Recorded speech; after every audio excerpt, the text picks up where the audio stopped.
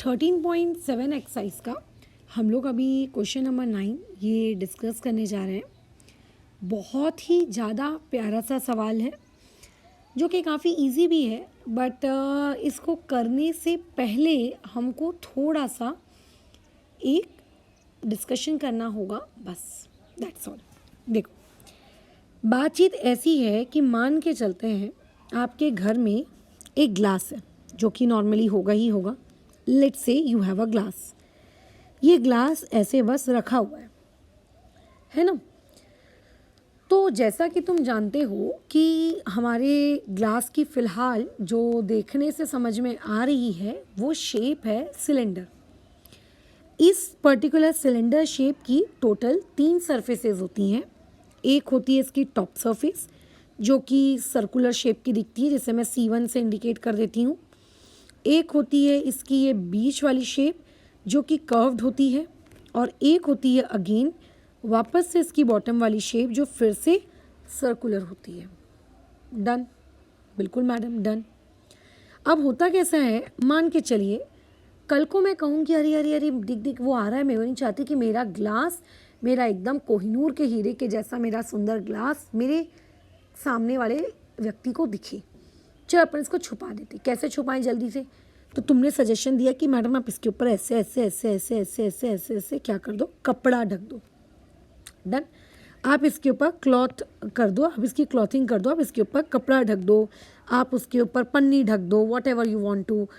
ठीक है, want to cover it canvas, let's say. तो सबसे इम्पॉर्टेंट जो चीज़ आपके समझने के लिए बहुत ज़्यादा ज़रूरी है वो ये है कि जब आप इस तरीके से किसी क्लॉथ से या किसी कैनवास से उस पर्टिकुलर कंटेनर को हाइड करने की कोशिश करोगे तो वो क्लॉथ, वो कैनवास उस पर्टिकुलर कंटेनर की कौन कौन सी सर्विसेज को हाइड करने में सक्सेसफुल होगा और कौन सी सर्फेसेस को हाइड वो नहीं कर पाएगा। तो आप बोलोगे कि मैडम जो C1 सरफेस है एंड जो कर्व्ड पार्ट है ये दोनों के दोनों क्या हो जाएंगे, उस कपड़े से ढक जाएंगे। मैं पूछूंगी कि एक बात तो बताओ भाई, वो जो नीचे का कर्व्ड C2 था क्या वो हाइड नहीं होगा? देखो, अगर आप बाहर से देखोगे तो कायदे से तो वो भी हाइड हो गया, बट ये जो C2 वाला पार्ट था, ये जो नीचे का बॉटम वाला पार्ट था, ये बॉटम वाला जो पार्ट है ये ऑलरेडी आप लोगों की जो सरफेस है इस सरफेस के कांटेक्ट में है। ये बॉटम वाला जो पार्ट है, ये बॉटम वाला पार्ट ऑलरेडी क्या है, सरफेस के कांटेक्ट में है, नीचे ज़मीन के कांटेक्ट में है। ठीक है, बराबर। तो जब आप कपड़ा उसके ऊपर हाइड कर रहे हो, जब आप उसको कपड़े से हाइड अप कर रहे हो, तो C2 पार्ट को हाइड होने की कोई ज़रूरत नहीं है, उसे कोई रिक्वायरमेंट नहीं है, कोई दिक्कत नहीं है। उसके ऊपर तो कपड़े का कोई असर ही नहीं हो रहा है, क्योंकि कपड़ा आपका सिर्फ वही पार्ट हाइड कर रहा है जो एक्सपोज है, बाहर की तरफ है ना। वो तो वैसे भी हाइड आउट था, वो पार्ट तो वैसे भी हाइड आउट है, अंदर की तरफ है, उसको कोई फ़र्क नहीं पड़ता। तो इसका मतलब सिर्फ और सिर्फ जब आप कैनवास का प्रयोग करोगे तो जो ऊपर का पार्ट है C1 और जो कर्व्ड वाला पार्ट है वो हाइड आउट होंगे, जो अर्थ से चिपका हुआ है वो हाइड आउट नहीं होगा। ठीक है, अच्छा। वैसे ही मान के चलते हैं एक सीन ऐसा हो सकता है, ये मैंने एक कोन को कुछ इस तरीके से रख दिया है। अब अगर मैं तुमसे पूछूं कि इसको कवर करने के लिए मैं इस्तेमाल करना चाह रही हूँ कैनवास को, तो बताइए ये पर्टिकुलर कैनवास कौन कौन सी सरफेसेस को कवर करेगा। तो पहले तो ये पता होना चाहिए कि कोन में कौन कौन सी सरफेसेस होती हैं। तो एक होता है ये टॉप पार्ट जिसे हम लोग कर्व पार्ट के नाम से जानते हैं, और एक होता है ये वाला पार्ट जिसे अगेन हम लोग सर्कुलर पार्ट के नाम से जानते हैं। अब जैसा कि डायग्राम के थ्रू ही दिख रहा है कि ये जो आपका बॉटम वाला पार्ट है, ये बॉटम वाला पार्ट ऑलरेडी आप लोगों के सरफेस के कांटेक्ट में है ना, इस तरीके से। तो अगर आप कैनवास डालोगे भी तो आपका कैनवास सिर्फ और सिर्फ उसके कौन से वाले पार्ट को हाइड करेगा, उसके कर्व पार्ट को हाइड करेगा। उसका जो बॉटम पार्ट है वो तो ऑलरेडी हिडन है यार, वो तो ऑलरेडी सरफेस ने उसको हाइड करके रखा है ना, वो तो ऑलरेडी सरफेस उसको ढक चुकी है, आपको उसको ढकने की ज़रूरत नहीं है।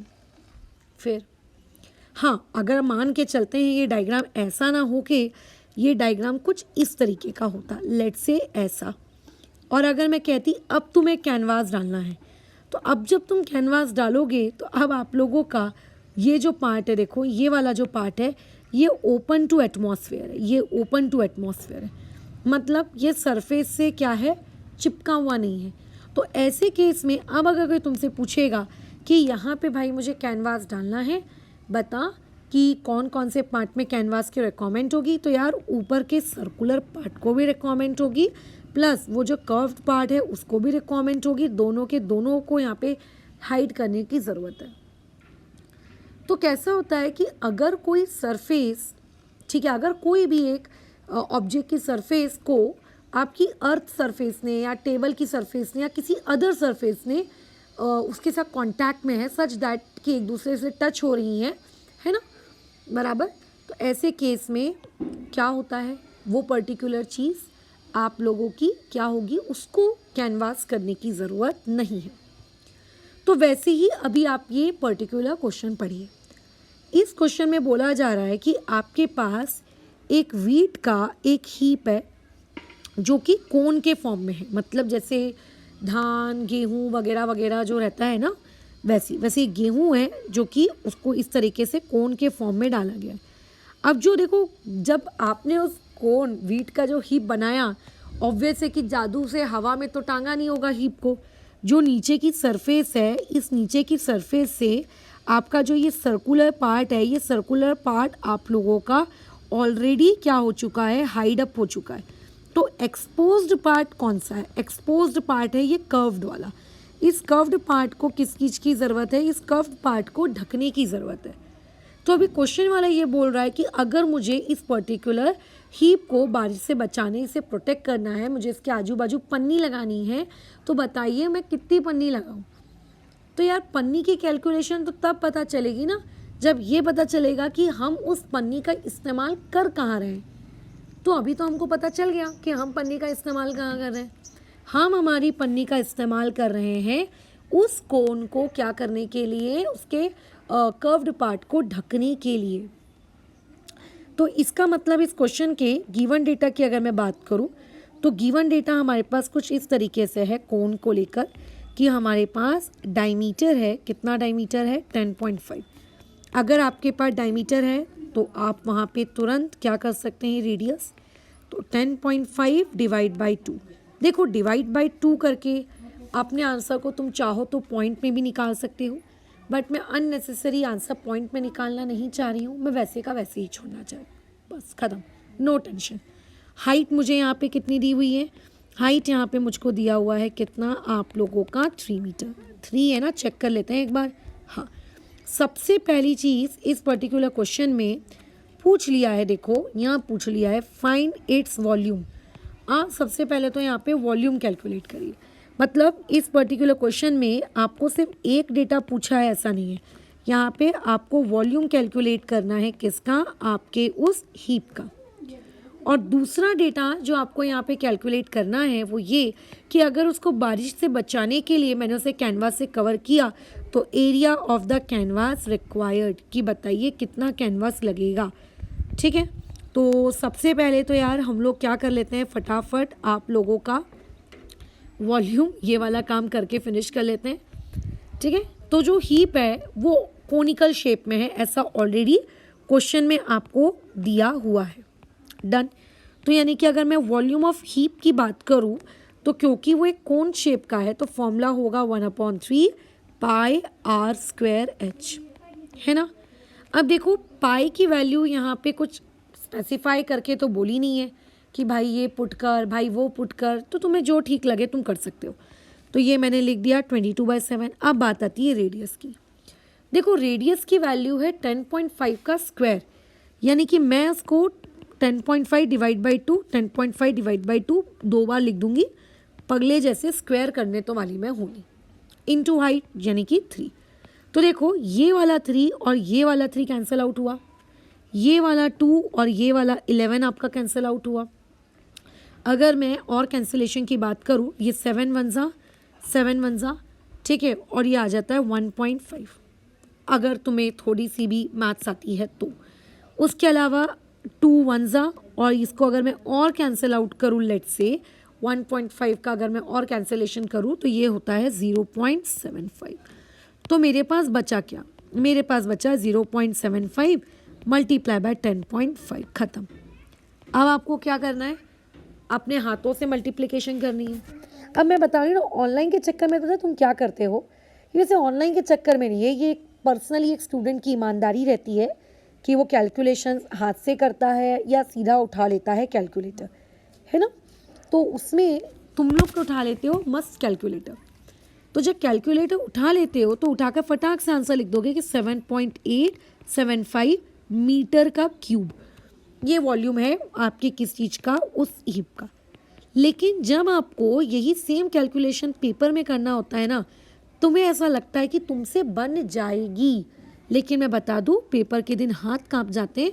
यही साधारण सी मल्टीप्लिकेशन उस दिन गलत भी होती है और उस दिन समझ में भी नहीं आता है कि क्या गलती हुई। हमें तो लगता है कि यार हम तो बचपन से मल्टीप्लिकेशन करके बड़े हुए हैं, हमसे कैसे गलती हो रही है मल्टीप्लिकेशन में। क्योंकि जब एक्चुअल में मल्टीप्लिकेशन स्वयं अपने हाथों से करने की थी तब आपने नहीं किया। अभी देखो, मैंने जो तुम्हारे सामने ये आंसर लिखा है 7.875 मीटर क्यूब, मैंने भी कैलकुलेटर यूज़ किया, बट मुझे कोई एग्ज़ाम नहीं देनी है। और अगर लेट्स से मुझे एग्ज़ाम देनी भी है तो मैं अपने आप में इतनी ज़्यादा कॉन्फिडेंट हूँ कि मैं ये कैलकुलेशन गलत नहीं करूँगी, ठीक है, क्योंकि मैं बचपन से कैलकुलेशंस करती हूँ। बट अगर मैं एग्ज़ाम दे रही होती, जो कि मैंने भी दी है मेरे पोस्ट ग्रेजुएशन तक, है ना, बराबर, तो उस टाइम तक जब जब मुझे कैलकुलेशन की ज़रूरत पड़ती थी, जो हाथ से की हुई कैलकुलेशंस होती थी, मैं हमेशा हाथ से करती थी। पहला, इससे कैलकुलेशन करते करते सवाल में एक्चुअल में आपको कितना टाइम लग रहा है इसका आपको आइडिया हो जाता है। कई बार हम क्या करते हैं, कैलकुलेशन स्किप मार देते हैं, तो हमें लगता है वाह सवाल तो बहुत जल्दी अटेम्प्ट हो गया, बट रियलिटी में आपसे वो सवाल अटेम्प्ट नहीं हुआ है, आपने उसकी कैलकुलेशन वाला जो पार्ट है वो स्किप कर दिया, कैलकुलेटर से करवा लिया। जब स्वयं अपने हाथों से करोगे ना, तब पता चलता कि अरे यार उस एक कैलकुलेशन को करने में तो हे भगवान कितना वक्त लग गया। तो इसीलिए कैलकुलेशन स्किप मत करो, क्योंकि मैं जानती हूँ ना तो तुम्हारे अंदर उतनी अच्छी इफ़िशिएंसी है, ठीक है, कि 100% आउटपुट निकाल दोगे फाइनल डे के दिन, और ना ही उतनी अच्छी स्पीड है। तो अपने खुद के साथ खुद खिलवाड़ ना करें। खैर आगे बढ़ते हैं। सेकेंड पार्ट में हमें निकालना है एरिया ऑफ कैनवास रिक्वायर्ड। अब मैंने इस चीज़ में ये ऑब्ज़र्व किया है कि मैक्सिमम आबादी रट लेती है, रट लो भाई, कि एरिया ऑफ कैनवास रिक्वायर्ड वाले सवाल को करना कैसे है, रट लो, ठीक है। तो वो बंदा क्या करते हैं, अच्छा ठीक है, हमारी स्कूल टीचर ने, हमारी ट्यूशन टीचर ने ये वाला फॉर्मूला लगाया था, हम भी लगा रहे हैं। क्यों लगा रहे हो फॉर्मूला, वो क्यों नहीं सोचते हो? तो फिलहाल हीप जो है वो मेरे इस शेप का है, और ऑलरेडी मैं तुम्हें बता चुकी हूँ कि इसमें एक्सपोज्ड उसका सिर्फ कर्व्ड पार्ट है। तो अगर आपको एरिया ऑफ कैनवास लेट से अगर निकालना भी है तो आपका जो एरिया ऑफ कैनवास आएगा वो एरिया ऑफ कैनवास आएगा आपके CSA उस हीप के, मतलब हीप के CSA के बराबर होगा, उसके कर्व्ड सरफेस एरिया के बराबर होगा, टोटल नहीं, क्योंकि नीचे वाले को तो हमने लिया ही नहीं है, क्योंकि उसको तो ऑलरेडी ज़मीन ने प्रोटेक्ट कर दिया है ना। आप ये एक्सपेरिमेंट खुद करके देख लो। एक मग्गा लो, चलो मग्गा क्या ग्लास लो, उसको ज़मीन पे रख दो और पानी डालो ज़मीन पे। तो जब आप ज़मीन के ऊपर जब वो ग्लास हटाओगे तो देखना ग्लास का जो बॉटम सरफेस है वो जिस ज़मीन से टच हुआ रहेगा ना, उतनी जगह सूखी होगी और आजू बाजू गीला होगा। ऐसा क्यों? क्योंकि वो ऑलरेडी सरफेस कवर्ड थी, ठीक है। और हीप का अगर आपको CSA निकालना है तो फॉर्मूला होता है πRL। अब हमारे पास पाई की वैल्यू को तो लेके देखो कोई दिक्कत नहीं है, वो तो भैया माशाअल्लाह हमेशा ही अवेलेबल रहती है। आर की वैल्यू को लेकर भी चलो हमें कोई दिक्कत नहीं है, बट दिक्कत है about the value of L, यानी कि स्लैंट हाइट, जो कि मेरे पास ना तो क्वेश्चन में दी है और ना तो मैंने अभी तक निकाली है। अब कई महानुभव व्यक्ति लोग जो कैलकुलेशन मतलब क्वेश्चन में जो ऑलरेडी हाइट दी हुई है 3 मीटर, उसी हाइट को उठा के यहाँ छाप देते हैं, ठीक है। तो ये कार्य भी आप कृपया करके ना करें, ये वाली हाइट आपके छापने के लिए नहीं है। आपको यहाँ पे फॉर्मूला प्रॉपर तरीके से लगाना है, L² = R² + H², और आप स्क्वायर करो। कितना है देखो, अब यही बात ध्यान से सुनना। आपके पास r की वैल्यू है 10.5 डिवाइड बाई 2। आप गधे जैसे इसी का स्क्वायर निकालने बैठ गए, ऐसा मत करना। पहले तो डेसिमल हटाओ। तो अगर तुमने डेसिमल हटाया तो ऊपर 105 आएगा और नीचे 20 आएगा, ऊपर में 21 आएगा, नीचे में 4 आएगा। 5 के टेबल से मैं काट रही हूँ, यानी कि रेडियस की वैल्यू आएगी 21/4। क्या ये बात क्लियर है? ये 21/4 यहाँ आप लिखिए। मतलब आप कैसा है, अपनी लाइफ में जितने ज़्यादा पॉइंट्स रखेंगे, आपकी लाइफ, आपकी कैलकुलेशन उतनी ज़्यादा कॉम्प्लिकेट होगी। और मेरे को अच्छे से पता है कि तुमसे मतलब जो बेटर लोग हैं ना कैलकुलेशन में, जब उनको भी एग्ज़ाम के प्रेशर में, मैं ये नहीं कह रही कि तुम कम हो, मैंने किसी का नाम स्पेसिफाई नहीं किया, लेकिन ऑब्वियस है कि अपने से हमेशा कोई ना कोई बेटर दूसरा और रहता ही है। तो हमसे भी जो बेटर लोग हैं, जो कैलकुलेशन में बहुत अच्छे हैं, एग्ज़ाम प्रेशर में यही माइन्यूट सी कैलकुलेशन वक्त भी ज़्यादा ले लेती हैं और गलत भी हो जाती हैं। तो क्यों फालतू पॉइंट में डील करना, है ना। खैर, तो 21 का स्क्वायर 441, 4 का स्क्वायर आ जाएगा आपका 16 और 3 का स्क्वायर आ जाएगा 9।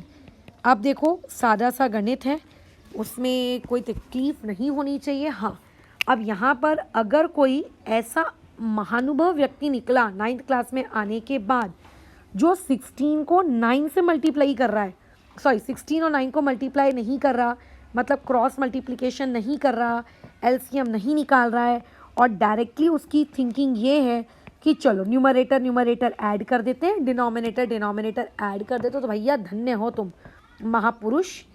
ऐसा नहीं होता, ठीक है, ऐसा नहीं होता। तो इस तरीके की लेट से अगर तुम्हारी अप्रोच है, ठीक है, तो ऐसी अप्रोच कृपया करके आप ना रखें, ठीक है। जो आपकी बेसिक फंडामेंटल मैथ्स है, जो कि आपने कभी ना कभी लोअर क्लासेस में कहीं ना कहीं सीखी ही होगी, how to add fraction, how to divide a fraction, how to multiply a fraction, उस बेसिक मैथ्स का गला मत घोटना, ठीक है। जो नियम कायदे आपने सीखे हैं, उन नियम कायदों में अड़िग रहना एकदम, कि ठीक है ये वाली चीज़ ऐसे होगी, ये वाली चीज़ वैसे होगी, ठीक है। फालतू के अपनी इनोवेशन नहीं लगाना, ठीक है मैडम, नहीं लगाएंगे। अब आगे बढ़ते हैं। चलो, अब बात आ गई कि मैडम इसको ऐड कर लो, तो ठीक है भाई, मैं ऐड कर लेती हूँ, मुझे कोई दिक्कत नहीं है इसको ऐड करने में। ऐड करके ये चीज़ जो मेरे पास आई, बहुत ही गंदा नंबर आया है, 585 डिवाइड बाय 16। गंदा नंबर मैं इसको इसीलिए कह रही हूँ बिकॉज 585 का परफेक्ट स्क्वायर एग्जिस्ट नहीं करता, ठीक है, बराबर, इसका परफेक्ट स्क्वायर एग्जिस्ट नहीं करता। और जो 16 है इसका परफेक्ट स्क्वायर रूट एग्जिस्ट करता है, इसका होता है 4, ठीक है, इसका स्क्वायर रूट कितना होता है 4, ये हम सब लोग बचपन से बहुत अच्छे से जानते हैं, इसका परफेक्ट स्क्वायर रूट होता है 4, तो वो एक अच्छा नंबर है। और जो ये 585 आप लोगों को मिला, ये आप लोगों का अच्छा नंबर नहीं है। अब नाउ व्हाट टू डू, अब क्या करें। अच्छा, अब देखो, अंडर रूट 585 का परफेक्ट स्क्वायर रूट तो नहीं निकलता, तो ये जो 585 ऐसे रहेगा अंडर रूट में, और 16 का आ जाएगा 4। लेकिन अब बात ये है कि ये अंडर रूट ऑफ 585 की ये वैल्यू कहाँ से आएगी यार। वैल्यू भी तो लाना बहुत ही ज़रूरी है ना, बिना वैल्यू के तो क्योंकि क्वेश्चन सॉल्व होगा नहीं। फिर अब क्या करें। अब कैसा होता है, कई बार आपके क्वेश्चन में ऑलरेडी इस तरीके के जो गंदे नंबर्स होते हैं जिनका स्क्वायर रूट ईजीली नहीं निकाला जा सकता, इन गंदे नंबर्स का स्क्वायर रूट आपको आपके टीचर्स पेपर में कई बार ऐसे लिख के दे देते हैं, ठीक है, बराबर। जैसे मान लेते हैं क्वेश्चन में यहाँ पे आपको लिख कर दिया होता आपके टीचर ने कि under root of 585 is equals to 24 point something, 24.18 something, ऐसा आपको लिख के दे दिया होता। तो इट मीन्स दैट इस पर्टिकुलर क्वेश्चन को सॉल्व करते वक्त कहीं ना कहीं ज़रूर अंडर रूट ऑफ 585 ज़रूर आएगा, और जब आएगा तो उसकी जगह मैं 24.18 पुट करूँगा, ठीक है। और 24.18 जब मैं पुट करूँगा तो ये चीज़ फिर मैं 4 से डिवाइड करूँगा, और 4 से डिवाइड कर लेने के बाद मेरे पास इस चीज़ का जो आंसर आएगा वो मेरी स्लैंट हाइट होगी। That is going to be my slant height. ये मेरे स्लैंट हाइट की वैल्यू आएगी। अप टू 3 डेसिमल तक डिवीजन करना, ठीक है, अप टू 3 डेसिमल। अच्छा ठीक है मैडम, ये ओके। तो चलो ये मेरे स्लैंट हाइट की वैल्यू आ गई। एंड एज सुन एज मुझे स्लैंट हाइट मिल गई, मैं यहाँ पे 6.045 यहाँ पे मैं पुट कर दूँगी। मुझे थोड़ी गंदी सी कैलकुलेशंस करनी है और इन गंदी सी कैलकुलेशंस के बाद मेरा आंसर आ जाएगा, राइट। अच्छा, जैसे 7 1 और ये 1.5, 2 1 और ये 2 11 उसके बाद बचा क्या, 11 इंटू 1.5 इंटू 6.045, ये वाली गंदी सी कैलकुलेशन। तो 11 को जब आप 1.5 से मल्टीप्लाई करेंगे that is going to be 16.5 और इस 16.5 को आपने मल्टीप्लाई किया 6.045 से, that is going to be 99.7425 और ये आपको मिल जाएगा एरिया किसका, कैनवास का, जो कि हमें चाहिए उस पर्टिकुलर हीप को रेन वाटर से बचाने के लिए। अब क्योंकि ये एक एरिया है so unit will be metre square, और क्योंकि इस पर्टिकुलर क्वेश्चन में आपको 2 चीज़ें पूछी गई थी तो आपको अपना जो आंसर है वो भी 2 लास्ट लाइन में रिपोर्ट करना है कि therefore the volume of the heap is कितना, ऑफ द हीप इज़ आपका कितना कितना कितना कितना 7.875 मीटर क्यूब। ये आपका आ गया उसका वॉल्यूम, ठीक है, बराबर। अच्छा ठीक है। एंड उसके बाद नेक्स्ट डेटा में अगर हम लोग आते हैं तो यहाँ पे आपके पास उसका जो एरिया ऑफ कैनवास जो है वो 99.7425 मीटर स्क्वायर ये आ जाएगा। तो इस पर्टिकुलर क्वेश्चन में 2 ग्लिच पॉइंट है। पहला, एक स्टूडेंट के अंदर ये इच्छा होना कि कर्व सरफेस ही क्यों, टोटल सरफेस एरिया क्यों नहीं। और दूसरा यहाँ का ग्लिच पॉइंट ये है कि कर्व सरफेस एरिया का फॉर्मूला तो लगा लेंगे बट एल की इतनी गंदी वैल्यू आ रही है √585, उसकी वैल्यू को कैसे सॉल्व करें। अब कैसा है, जैसे कि मैंने बताया आपको कि आपके टीचर्स माइट भी आपको इस तरीके से √585 की जो वैल्यू है वो लिख के माइट भी दे सकते हैं, बट ऐसा भी तो हो सकता है उन्होंने दिया ही नहीं, है ना, ऐसा भी तो हो सकता है ना उन्होंने दिया ही नहीं। तो अगर मान के चलिए उन्होंने दिया ही नहीं, अच्छा इसमें मैं एक्चुअली एक 11 वाला फैक्टर खा गई थी, ओ माय गॉड। खैर 11 से मल्टीप्लाई कर लेना, जो भी आंसर आएगा उस आंसर को यहाँ करेक्ट करके लिख लेना। बट अगर मान लेते आपके टीचर ने दिया ही नहीं, फिर ये क्वेश्चन कैसे सॉल्व होगा, तो क्या अंडर रूट में ही छोड़ दोगे। तो ट्रस्ट मी, अगर आपको मान लेते हैं एल की वैल्यू √585 या कोई भी ऐसा गंदा नंबर कैलकुलेट करते नहीं बनता है और आपको टीचर ने दिया भी नहीं है और आपको आता भी नहीं है, तो ऐसे में उसी गंदी सी वैल्यू को √585 के टर्म्स में ही अपना आंसर छोड़ देना इन ड्रास्टिक सिचुएशंस, ठीक है। ड्रास्टिक सिचुएशंस में क्या करेंगे आप, वहाँ पर मैं बताती हूँ, पाई की वैल्यू 22/7 पुट करेंगे, आर की वैल्यू पुट करेंगे, एल की वैल्यू को √585 पुट करेंगे, डिवाइड बाय कितना था 4। जितना ये कैलकुलेशन हो सकता है उतनी कैलकुलेशन करके जो आंसर आता है वो लिखेंगे और पीछे में √585 लगा देंगे। क्यों, क्योंकि √585 को हम सॉल्व नहीं कर पा रहे, लेकिन ड्रास्टिक कंडीशंस में। लेकिन जब आप 8वीं कक्षा में थे, स्क्वायर एंड स्क्वायर रूट करके एक चैप्टर आपके सिलेबस में था जिसमें एक लॉन्ग डिवीजन मैथड था। लॉन्ग डिवीजन मैथड से आपने इस तरीके के गंदे अंडर रूट वाली चीज़ों को कैलकुलेट करना सीखा है, वो चीज़ आपको इस्तेमाल करनी है और वहाँ से इस चीज़ का 24 पॉइंट समथिंग जितना भी आया या फ्यूचर में कोई भी नंबर अगर ऐसा आया तो उसको भी आपको वहीं से कैलकुलेट करना है, ठीक है। तो 8वीं कक्षा का लॉन्ग डिवीजन मैथड ये आपको आना चाहिए, ओके। तो फिलहाल इस डिस्कशन को हम लोग यहाँ रोकते हैं और इसमें रट्टा मत मारना कि कर्व ही क्यों टोटल क्यों नहीं, ठीक है, इसको समझ के काम करना। खैर अभी फिलहाल चीज़ों को